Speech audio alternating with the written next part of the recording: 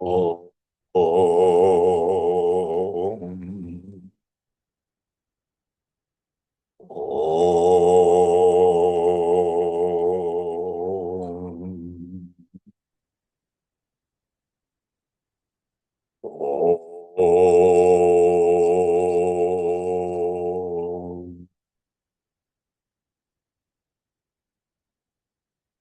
Gurur Brahma, Gurur Vishnu, Gurur Devo Maheshwaraha, Gurureva Param Brahma, Tasmai Shri Gurave Namaha. Chinmayam Vyapyat Sarvam, Trilokyam Sacharacharam, Tatpadam Darshitam Yena, Tasmai Sri Gurave Namaha. Tvameva Mata Chapita Tvameva Tvameva bandhuscha sakha tvameva Tvameva vedya dravinam tvameva Tvameva sarvam mama deva deva Tvameva sarvam mama deva deva. Jai Guru.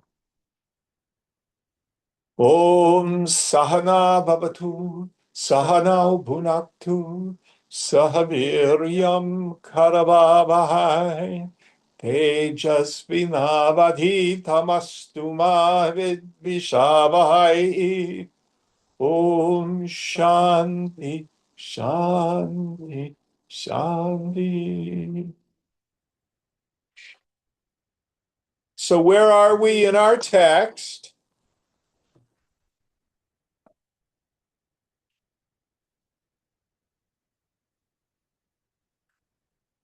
So we're on chapter 68.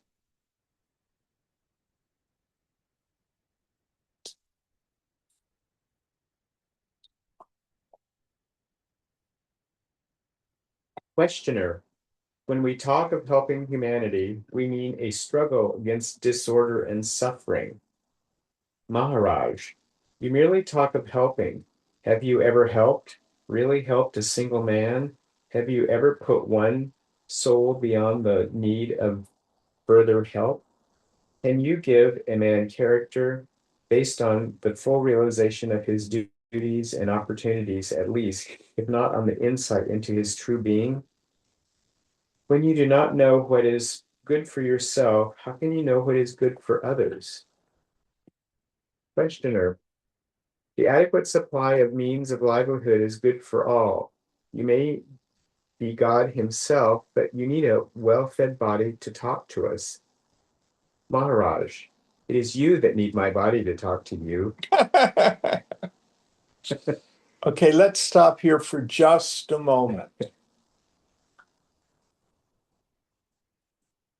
Today, there are at least 3 places in the world which can and may do produce enough food to feed every person on the planet.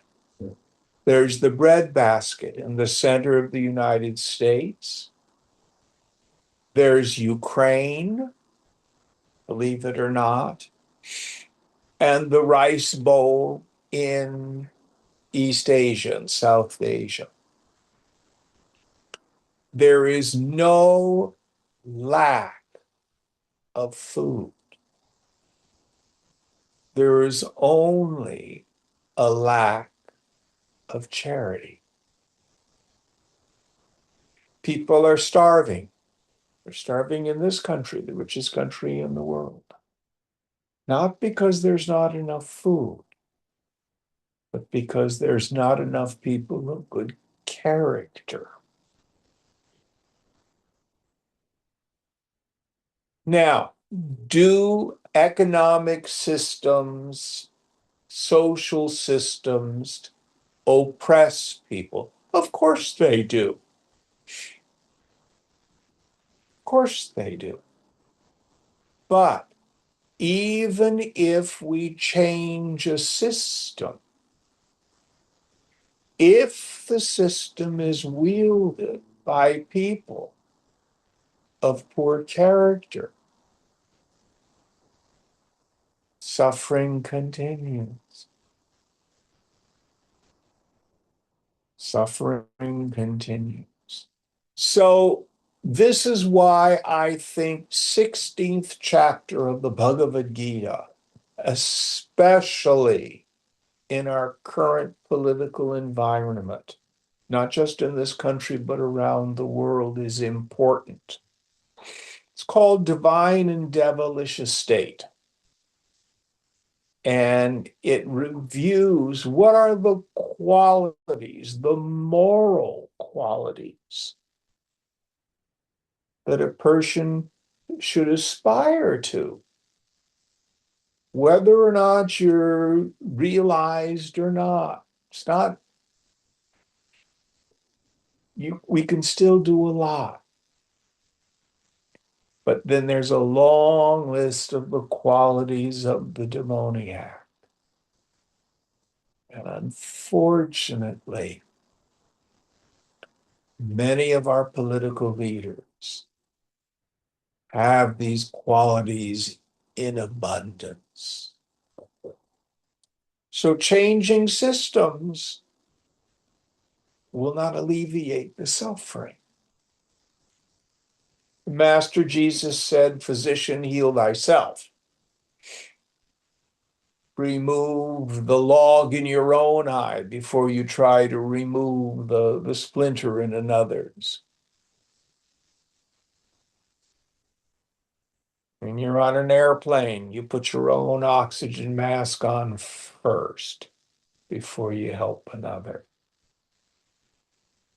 So what Maharaj is saying, in the beginning, you and I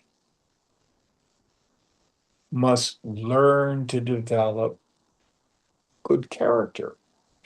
Now, I've been teaching the yamas and niyamas quite a bit in the past year. People go, "Oh, that's just, the moral precepts. I want to get to the higher levels of yoga." But they're really quite important.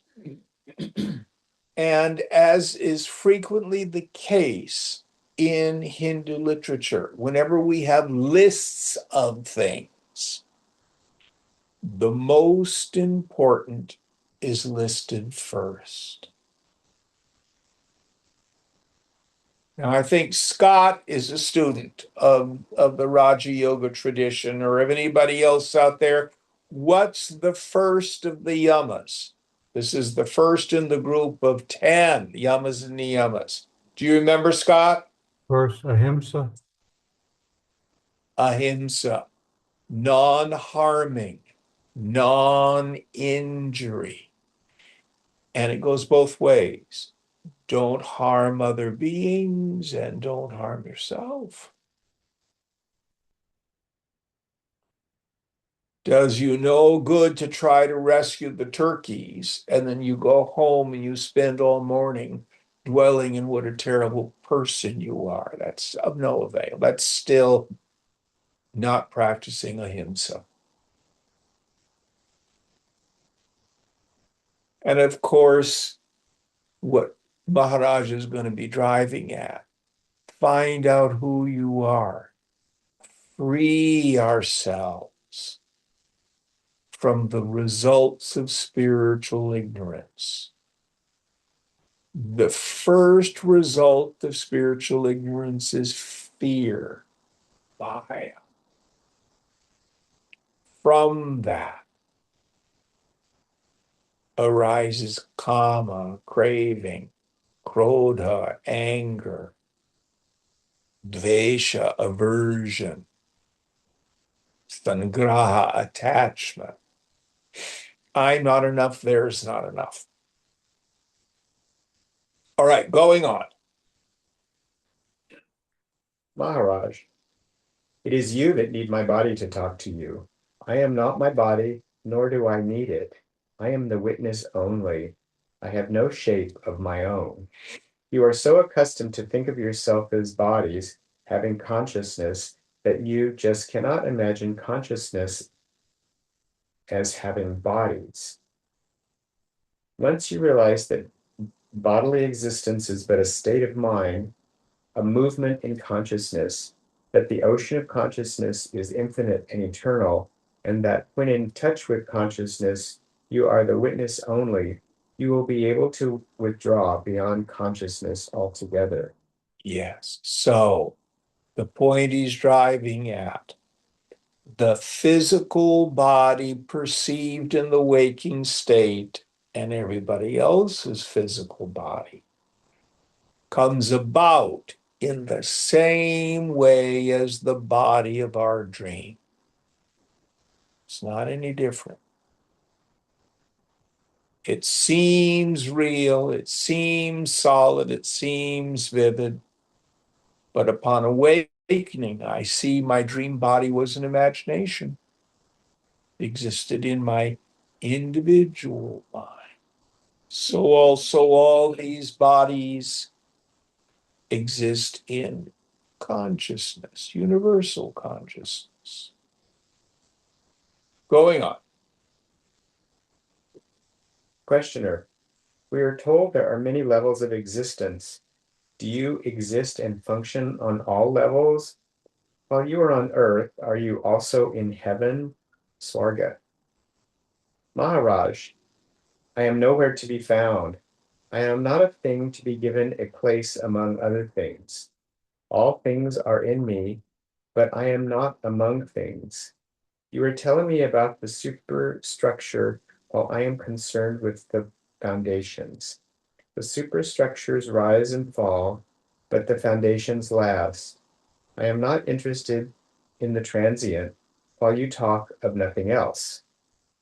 Questioner, forgive me a strange question. If somebody with a razor sharp sword would suddenly sever your head, what difference would it make to you? Maharaj, none whatsoever. The body will lose its head. Certain lines of communication will be cut. That is all. Two people talk to each other on the phone and the wire is cut. Nothing happens to the people, only they must look for some other means of communication. The Bhagavad Gita says, the sword does not cut it. It is literally so. It is in the nature of consciousness to survive its vehicles. It's, it is like fire. It burns up the fuel, but not itself. Just like a fire cannot outlast a mountain of fuel, so does consciousness survive innumerable bodies. Oh, I think just like a fire can outlast a mountain of fuel, it does, so does consciousness survive innumerable bodies.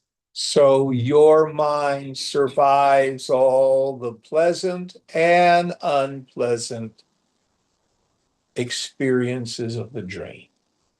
When the dream ends, you do not. Going on.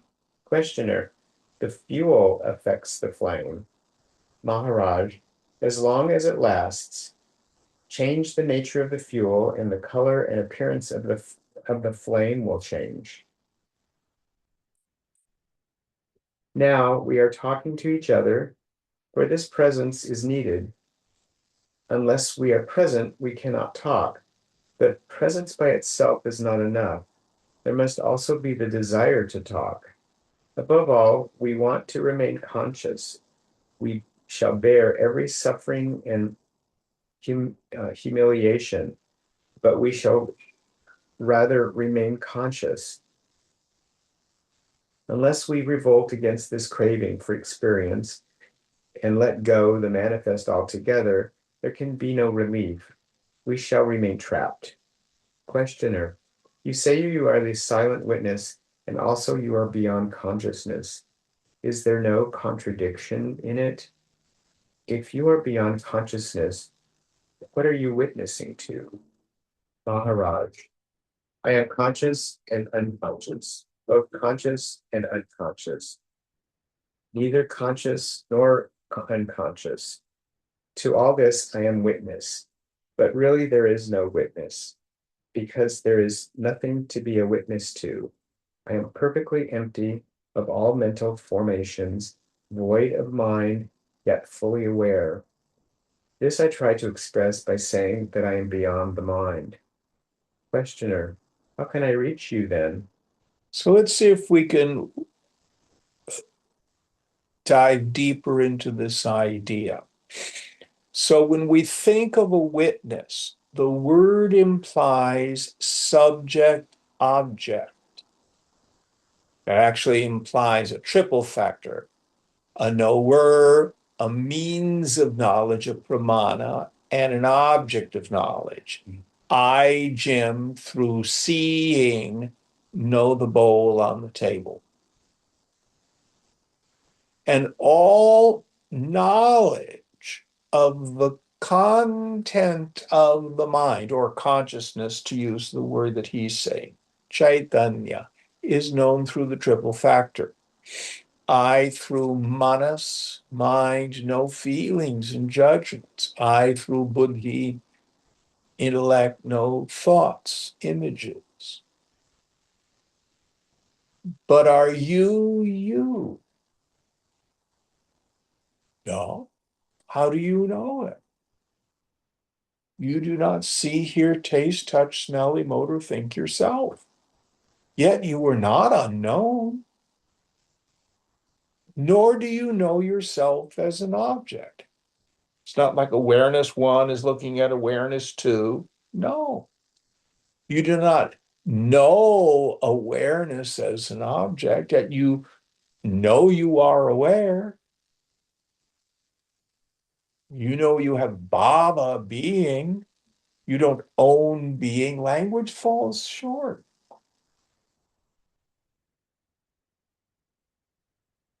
You are always fully known. And in that, there's no phenomena. It's only when I peep at the world does witnessing arise. You can't say you are the witness of yourself. Self one looks at self two. No, but you are not unknown.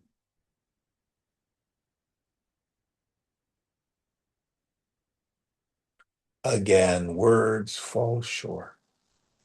Go to your direct experience. Any thoughts? Going on. Maharaj, be aware of being conscious and seek the source of consciousness. That is all. Very little can be conveyed in words. It is the doing as I tell you that will bring light, not my telling you. The means do not matter much. It is the desire, the urge, earnestness that count. And that's the end of the chapter. All right, going on. Any thoughts on this before we go on? There is that awareness of when my mind quiets, and there's that witnessing, that experience of awareness,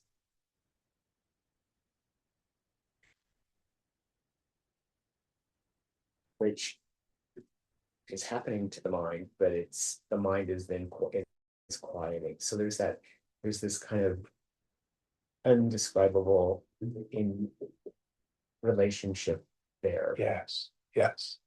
The technical term is pratyabhijnana, recognition. Then the subtle intellect technically goes, oh, yes. Ah. But does it have a beginning and an end?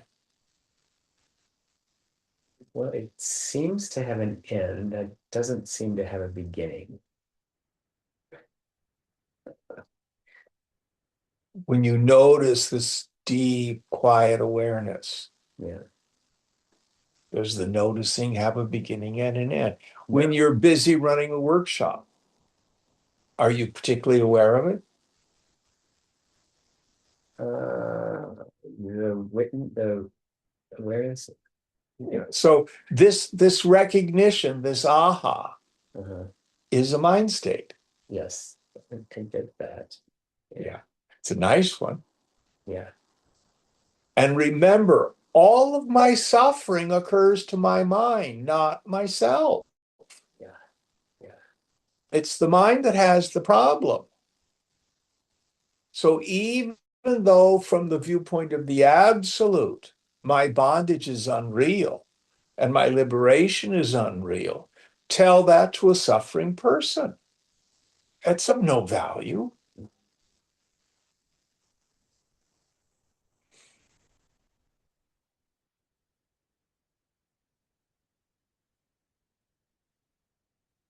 So this awakening, the buddhi becomes buddha, awake. It's very valuable.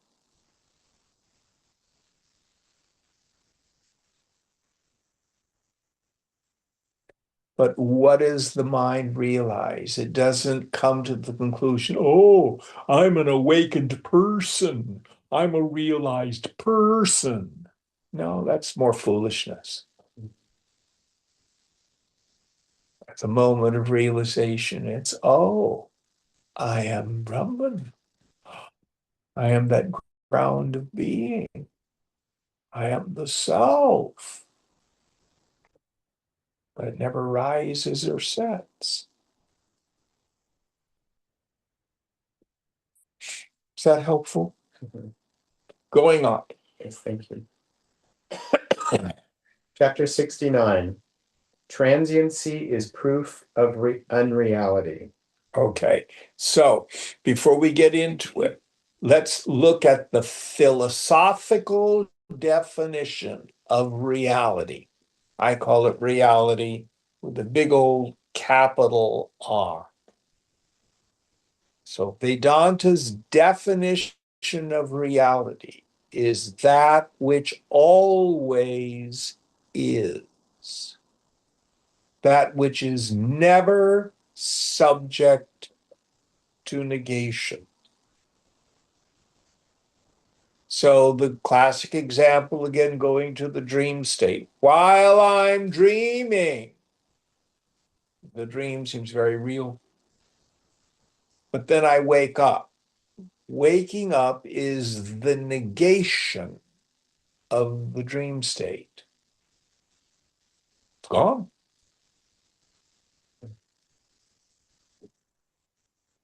So if it doesn't exist in the beginning and appears to exist in the middle and then doesn't exist in the end, philosophically we say it is asat.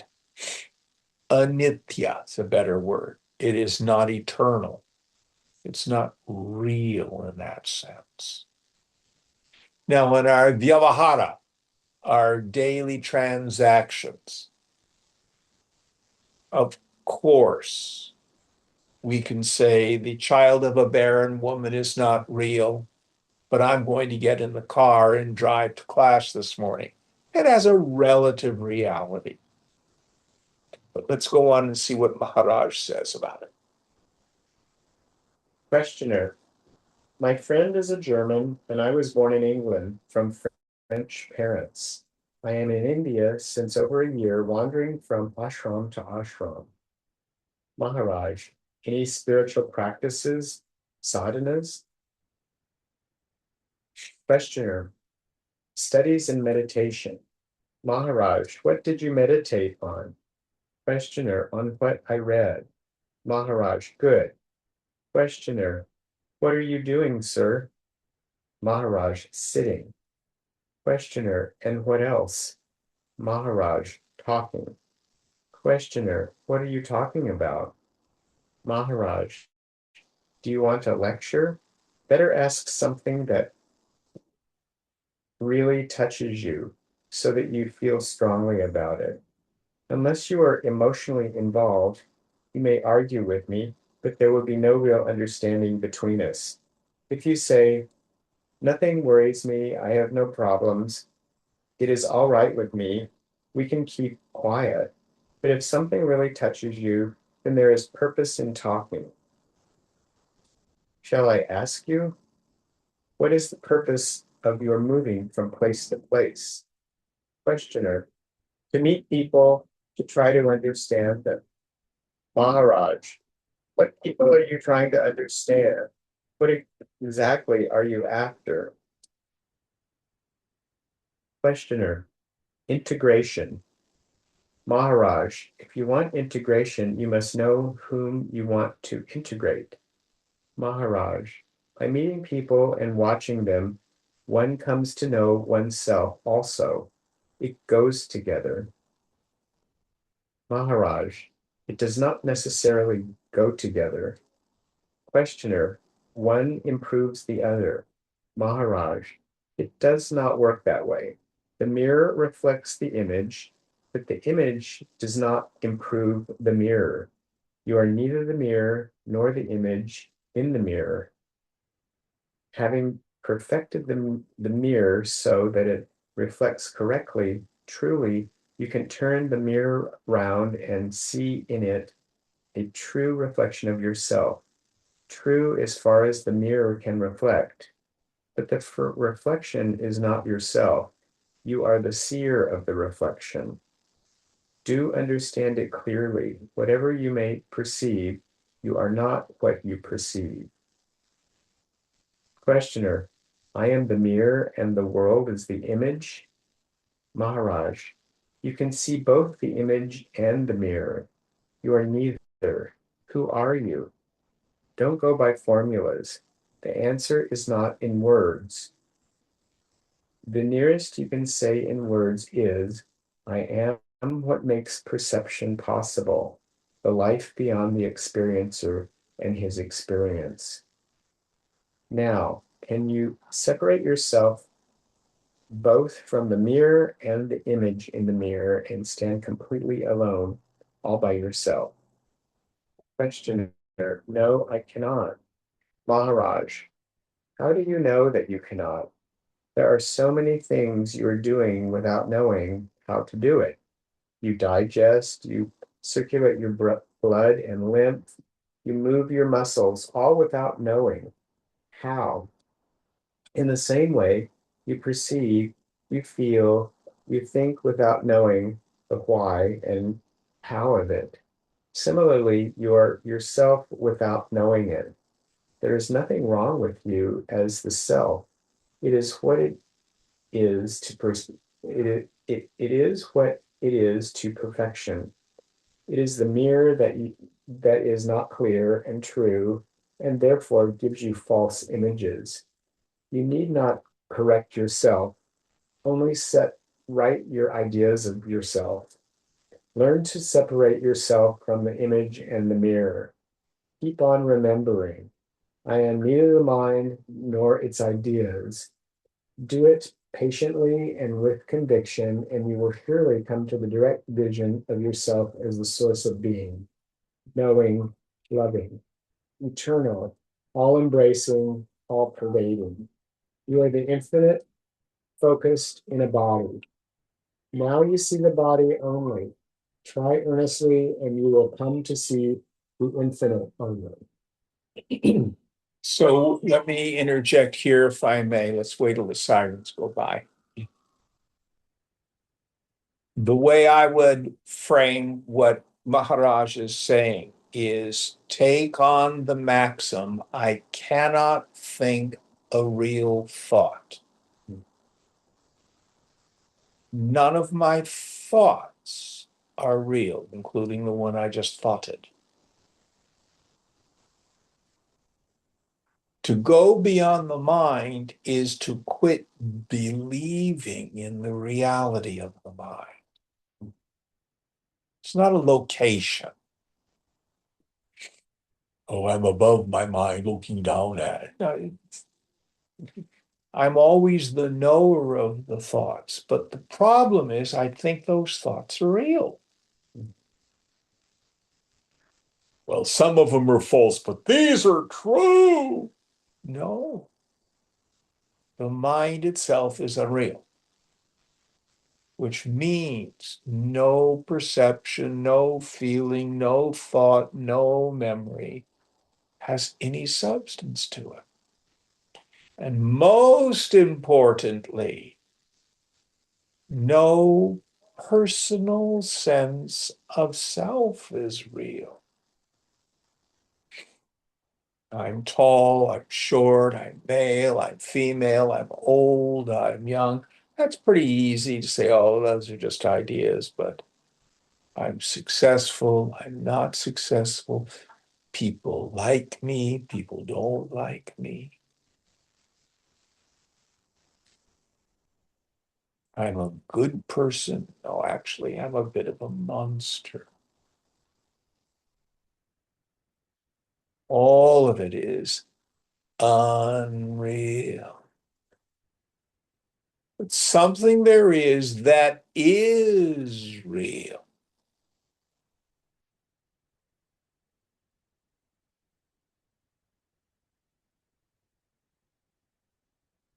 Who are you? That is real. Meaning it is never subject to negation. It never undergoes a change. It's always there. Don't believe me. Don't believe Maharaj. Look. Going on. Questioner. The experience of reality, when it comes, does it last? Maharaj, all experience is necessarily transient, but the ground of all experience is immovable. Nothing that may be called an event will last, but some events purely, some, but some events purify the mind and some stain it. Moments of deep insight and all-embracing love purify the mind, while desires and fears, envies and anger, blind beliefs and intellectual arrogance pollute and dull the psyche. Amen.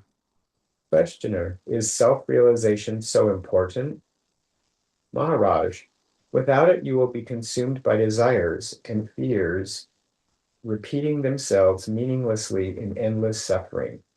Most of the people do not know that there can be an end to pain, but once they have heard the good news, obviously, going beyond all strife and struggle is the most urgent task that can be. You know that you can be free, and now it is up to you. Either you remain forever hungry and thirsty, longing and searching, grabbing, holding, ever losing and sorrowing, or go out wholeheartedly in search of the state of timeless perfection to which nothing can be added, from which nothing taken away.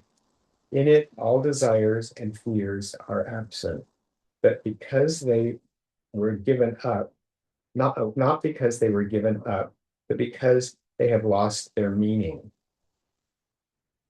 Questioner, so far I have been following you. Now, what am I expected to do? Maharaj, there is nothing to do. Just be. Do nothing. Be. No climbing mountains and sitting in caves. I did not even say be yourself, since you do not know yourself. Just be. Having seen that you are neither the outer world of perceivables nor the inner world of thinkables, that you are neither body nor mind, just be. Surely there are degrees of realization. I'm sorry, questioner. Surely there are degrees of realization. Maharaj, there are no steps to self-realization. There is nothing gradual about it. It happens suddenly and is irreversible. Yes. So the classic Vedantic image of the snake and the rope. As long as I'm hallucinating, I perceive a snake. So what he's saying is somebody comes along and says, I'm doing snake yoga. The head of my snake has disappeared and it's turned into a rope. Doesn't work that way. It's like all these little optical illusion puzzles you used to see in the funny papers. You know, find the six rabbits in the picture. The rabbits are there. I just have to find them. Oh, there's one. Oh, there's another one. Oh, I got them all. Is it two vases or is it a face? You know, many kinds of optical illusion puzzles. The other very famous one is if you've got an ornament. My classic one is I've lost my glasses. Where are my glasses? I've looked all over the house to find my glasses. What am I going to do? Oh, there they are. They were there all the time. So you get nothing new in self-realization. You already are the self. And the only real knowledge, the self-evidence of the self, you already have.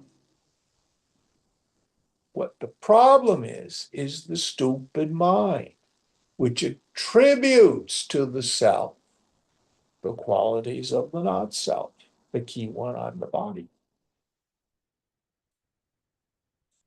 So it's more about letting go of false ideas and examining what is.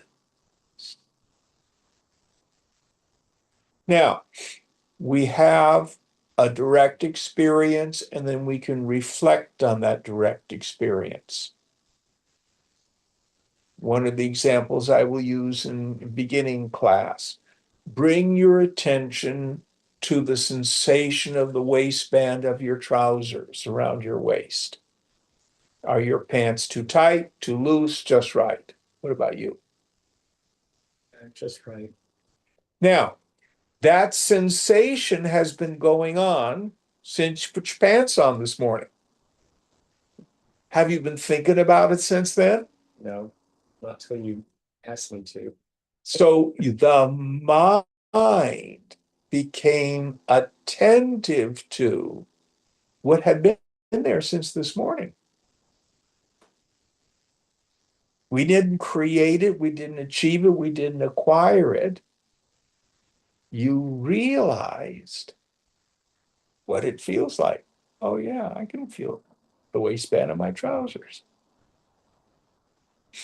Now, putting your pants on is still an external experience that has a beginning and an end. Yourself, on the other hand, always is. But in my mind, I miss it just from lack of attentiveness. So the invitation, just as Maharaj suggests, just be and examine with a very quiet mind. Who am I?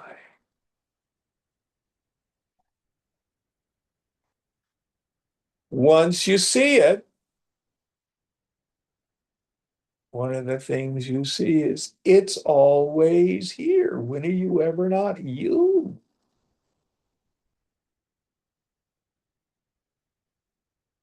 Going on. Maharaj, you rotate into a new dimension, seen from which the previous ones are mere abstractions. Just like on sunrise, you see things as they are, so on self-realization, you see everything as it is. The world of illusions is left behind. Questioner, in the state of realization, do things change? They become colorful and full of meaning? Maharaj, the experience is quite right, but it is not the experience of reality. Sadhanu, Sadhanubhav, but of harmony. Bhanubhav of the universe. Questioner, nevertheless, there is progress. Maharaj, there can be progress only in the preparation, sadhana. Realization is sudden. The fruit ripens slowly, but falls suddenly and without return. So you either see it or you don't. So the preparation is attaining to chitta shuddhi, purity of mind, a sattvic mind, vasana purgation. Just like when you're looking for the bunnies in the picture.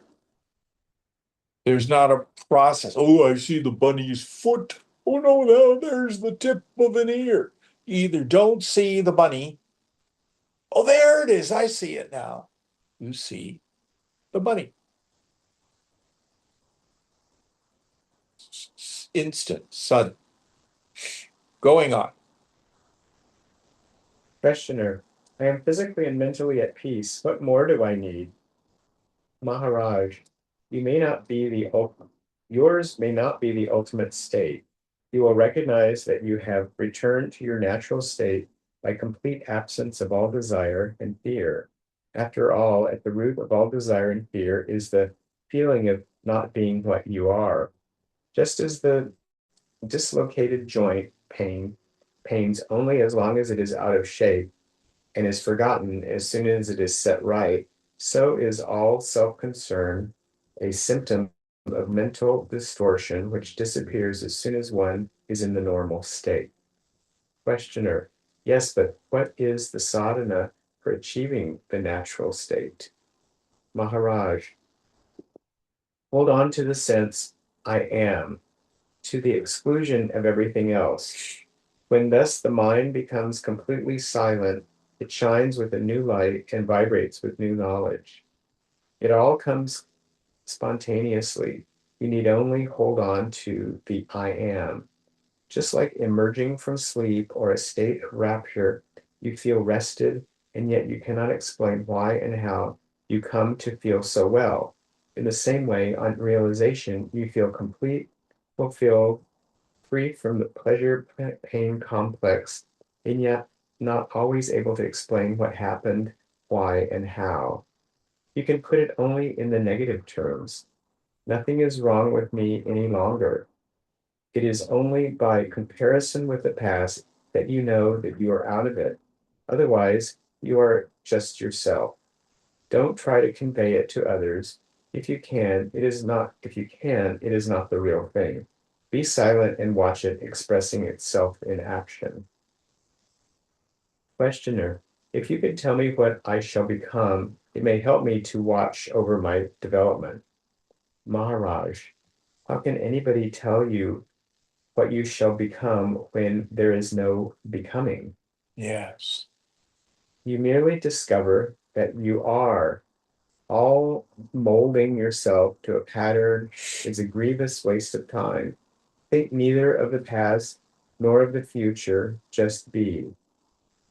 Questioner, how can I just be? Changes are inevitable. Maharaj, changes are inevitable in the changeful, but you are not subject to them. You are the changeless background against which changes are perceived. Questioner, everything changes. The background also changes. There is no need of a changeless background to notice changes. The self is momentary. Ah, he's a Buddhist. It is merely the point where the past meets the future. Maharaj. Of course, the self based on memory is momentary, but such self demands unbroken continuity behind it. You know from experience that there are gaps when yourself is forgotten. What brings it back to life? What wakes you up in the morning? There must be some constant factor bridging the gaps in consciousness. If you watch carefully, you will find that even your daily consciousness is in flashes, with gaps intervening all the time. What is in the gaps? What can there What can there be but your real being? That is timeless, mind and mindless are one to it. Questioner, is there any particular place you would advise me to go to for spiritual attainment? Maharaj, the only proper place is within. The outer world neither can help nor hinder. No system, no pattern of action will take you to your goal. Give up all working for a future. Concentrate totally on the now. Be concerned only with your response to every movement of life as it happens.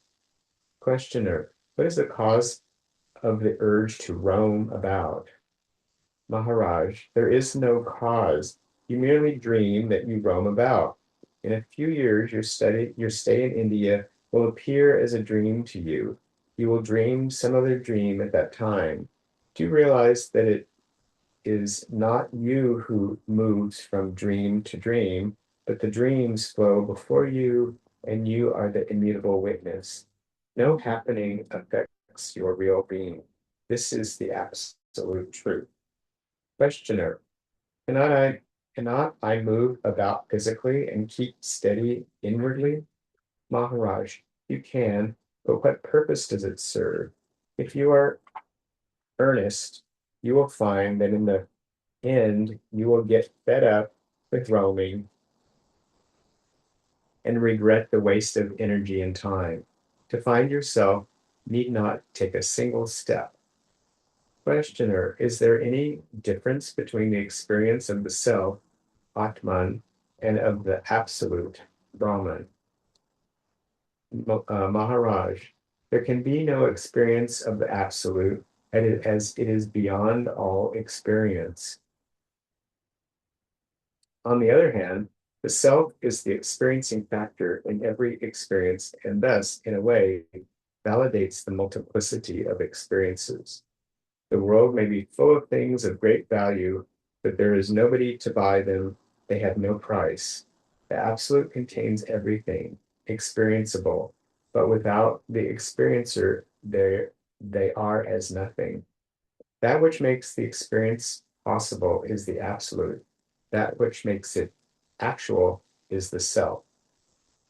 Questioner, don't we reach the absolute through a graduation of experiences, beginning with the grossest, we end with the most sublime? Ma- Notice Maharaj denies process of realization, and this guy keeps going back there.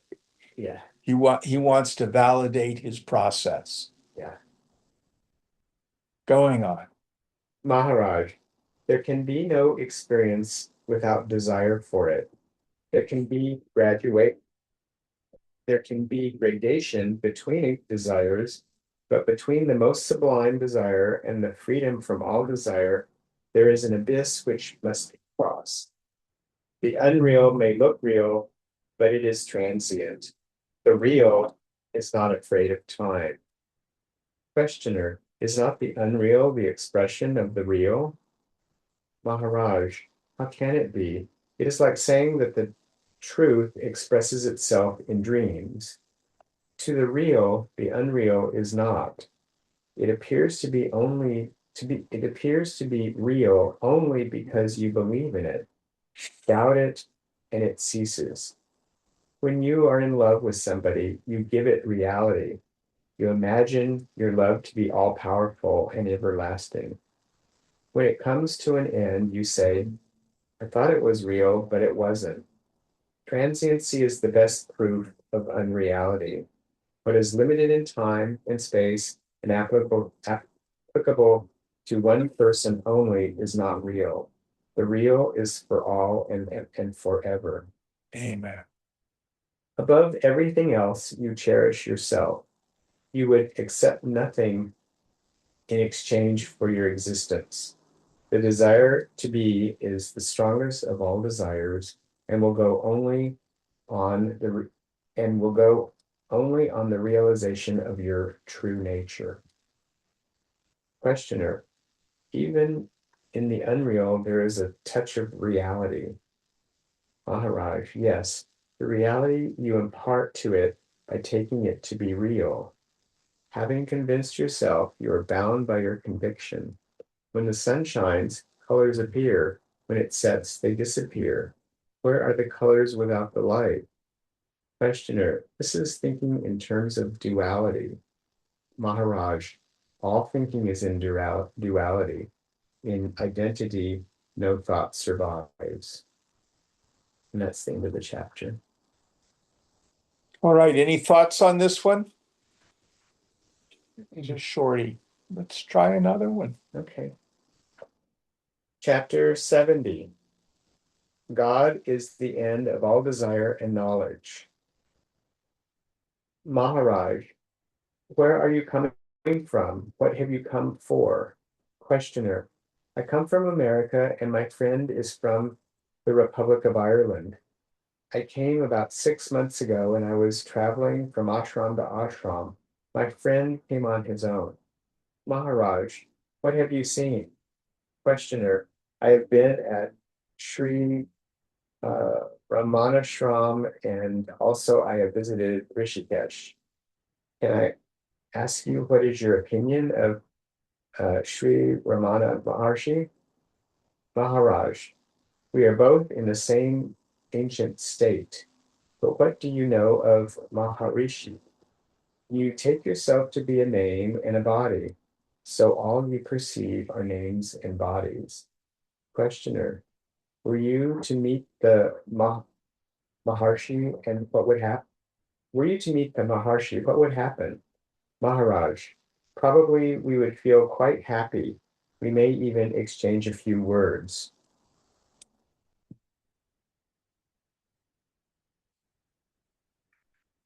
Questioner, but would he recognize you as a liberated man? Maharaj, of course, as a man recognizes a man, so a yani recognizes a yani. You cannot appreciate what you have not experienced. You are what you think yourself to be, but you cannot think yourself to be what you have not experienced. Questioner, to become an engineer, I must learn engineering. Become God, what must I learn? Maharaj, you must unlearn everything. Yeah. God is the end of all desire and knowledge. Questioner, you mean to say that I become God merely by giving up the desire to become God? Maharaj, all desires must be given up, because by desiring you take the shape of your desires. When no desires remain, you revert to your natural state. So this is an important point. Many people think they have mumukshutva, the burning desire for liberation. And I want a relationship, and I want money, and I want security, and I want a job, and I want stuff. There's nothing wrong with any of that. But where your heart is, that's where your treasure is, and that is your God. What do I mean by that's your God? That's where you go to experience your good. So the person of steady wisdom knows the world to be nothing but trinkets and baubles. There's nothing real there. Even when the jnani partakes of a worldly pleasure, when desire and object of desire become one, it's just a taste of his self. So for that person, there's no attachment to the world.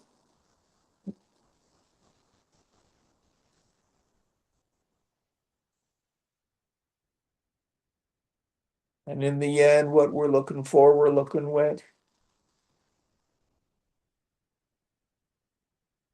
When the mind has been freed from its cravings, it can come home and abide in its source.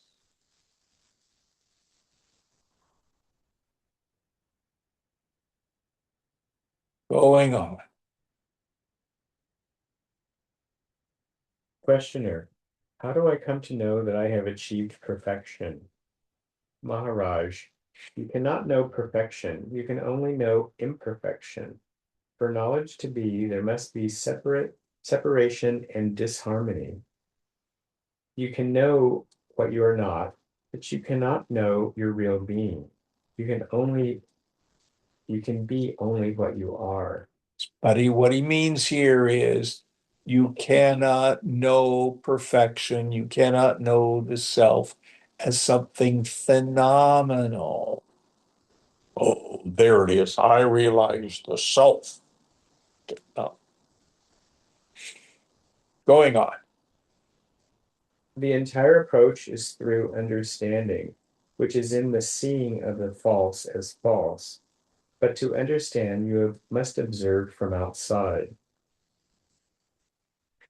Questioner, the Vedantic concept of Maya, illusion, applies to the manifested. Therefore, our knowledge of the manifested is unreliable. But we should be able to trust our knowledge of the unmanifested. Maharaj, there can be no knowledge of the unmanifested. The potential is knowable. Only the actual can be known. Questioner, why should the knower remain unknown? Maharaj, the knower knows the known. Do you know the knower?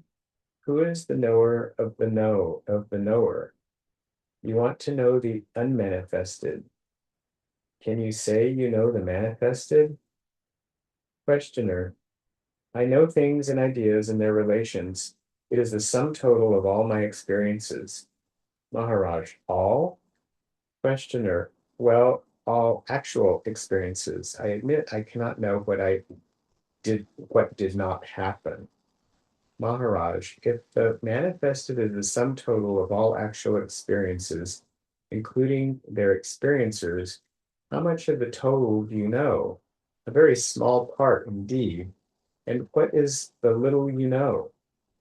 Questioner, some sensory experiences as related to myself. Maharaj, not even that. You only know that you react. Who reacts and I to what you do not know. You know on contact that you exist. I am. The I am this, I am that are imaginary. Questioner. I know the manifested because I participate in it. I admit my part in it is very small, but it is as real as the totality of it. And what is more important, I give it meaning. Without me, the world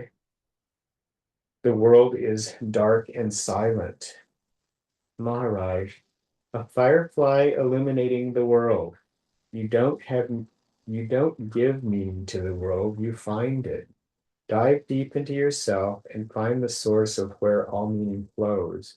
Surely it is not the superficial mind that can give meaning. Questioner, what makes me limited and superficial? Maharaj, the total is open and available, but you will not take it. You are attached to the little person you think yourself to be. Your desires are narrow, your ambitions petty. After all, without a center of perception, where would be the manifested? Unperceived, the manifested is as good as the unmanifested. And you are the perceiving point, the non-dimensional source of all dimensions. Know yourself as the total. Questioner, how can a point contain a universe? Maharaj, there is enough space in a point for an infinity of universes. There is no lack of capacity. Self-limitation is the only problem. But you cannot run away from yourself. However far you go, you come back to yourself and to the need of understanding this point, which is as nothing, and yet the source of everything. Questioner, I came to India in search of a yoga teacher. I'm still in search. Maharaj, what kind of yoga do you want to practice? The yoga of getting or the yoga of giving up? Don't they come don't they come to the same point in the end? Oh, a questioner. Don't they come to the same point in the end? Maharaj. How can they? One enslaves, the other liberates. The motive matters supremely. Freedom comes through renunciation. All possession is bondage. Questioner.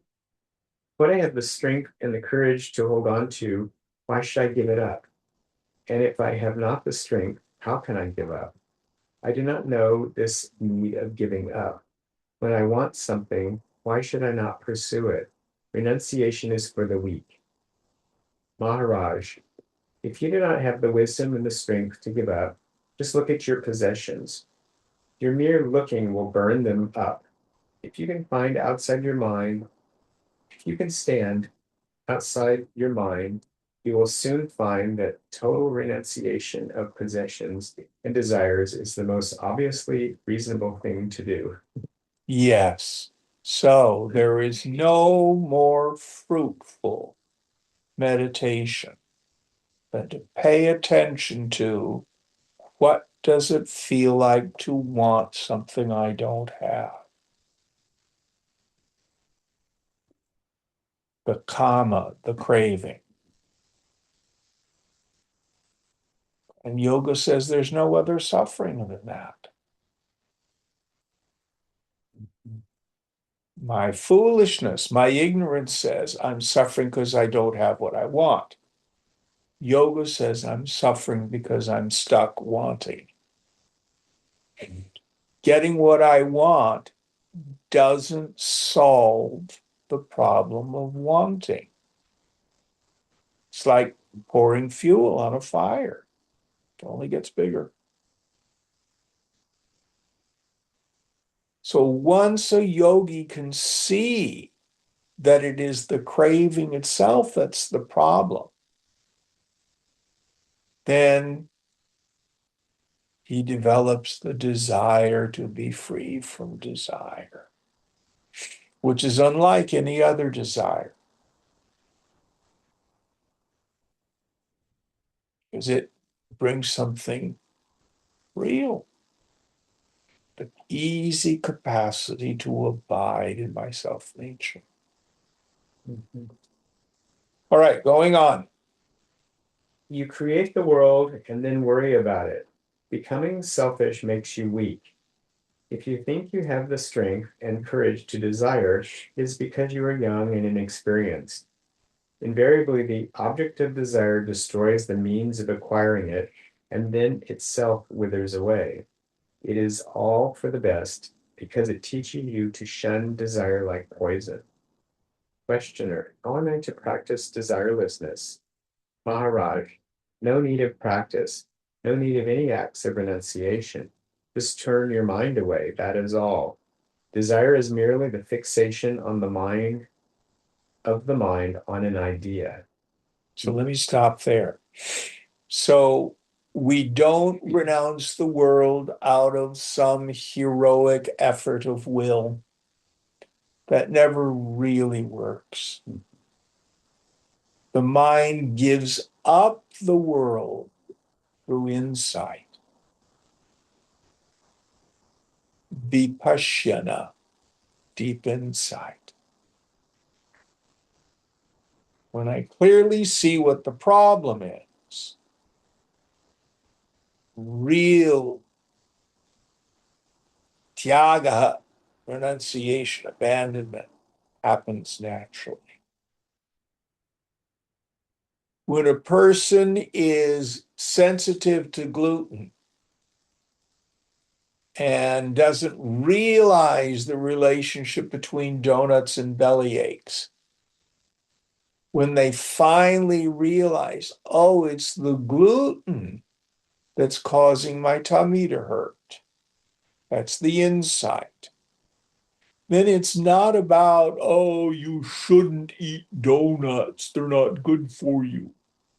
No, I just don't want belly aches. The insight itself allows us to renounce.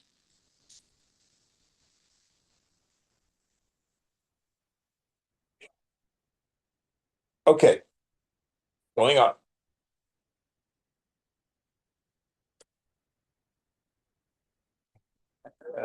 Get it out of the groove by denying it attention. Questioner, that is all? Maharaj, yes, that is all. Whatever may be the desire or fear, don't dwell on it. Try and see for yourself. Here and there you may forget it. It does not matter. Go back to your attempts till the brushing away of every desire and fear, of every reaction becomes automatic. Now, this is what doesn't work. Do not think about the elephant. Don't think about its big ears. Don't think about its massive trunk. Don't think about its long tusks. Of course, you're not successful in not thinking about the elephant. So I'm not going to think about chocolate. I'm not going to think about how wonderful a Hershey bar is. I'm not going to think about how really delicious making my homemade fudge is. I'm not going to, the very act of trying to not think about that only intensifies it. Let's take it to a more subtle point. Jim, you're too self-centered. You need to stop being self-centered. Am I being self-centered? I don't know. Was that a self-centered thought? The very act of trying to not be self-centered is a self-centered thought structure. Does that make sense? Yes. What's the answer? To other center the attentive faculty through self-forgetting.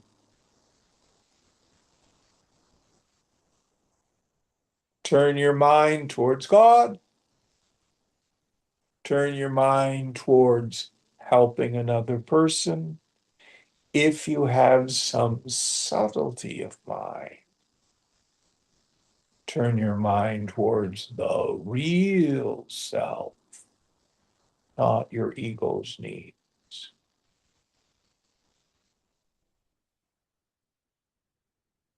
Okay, it's time to quit. Where are we in the text? Well, we're in chapter 70.